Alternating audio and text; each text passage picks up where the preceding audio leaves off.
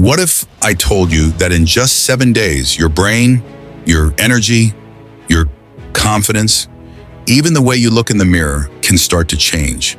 Not by buying a course, not by hitting the gym, just by quitting something that millions of people secretly consume every day. Porn. It sounds dramatic, but trust me, this isn't some self-help buzzword. This is a war most men are silently fighting and losing. And I was one of them.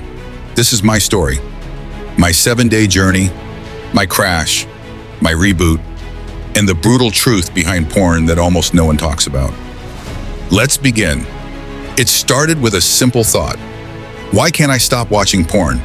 It wasn't that I didn't try.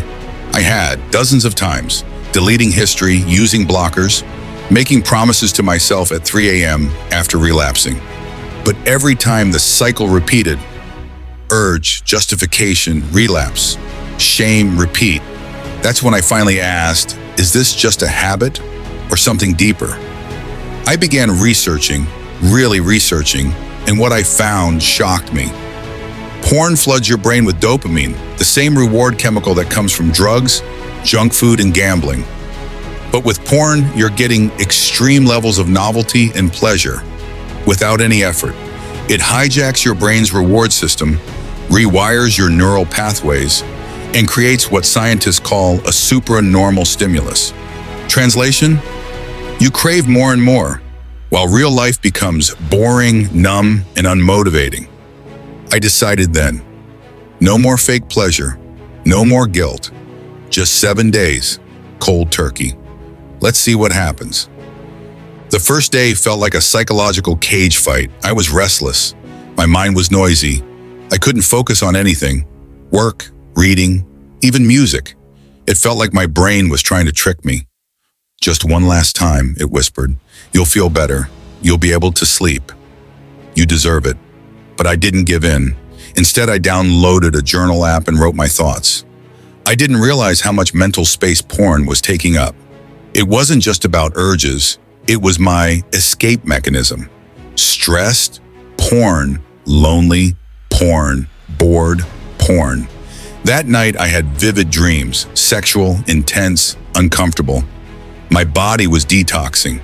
This wasn't just a habit. It was a full-blown addiction. On day 2, I woke up groggy and irritable. It felt like I hadn't slept at all. My patience was low. I snapped at people. I felt shame, but also anger. Why does no one talk about this? Porn is everywhere. Instagram reels, YouTube thumbnails, ads, even Netflix. We're bombarded by sexual images and then blamed for being addicted to them. But today I fought back. Every time the urge hit, I did 10 push-ups. Every time my brain screamed, give in, I drank water or went for a walk.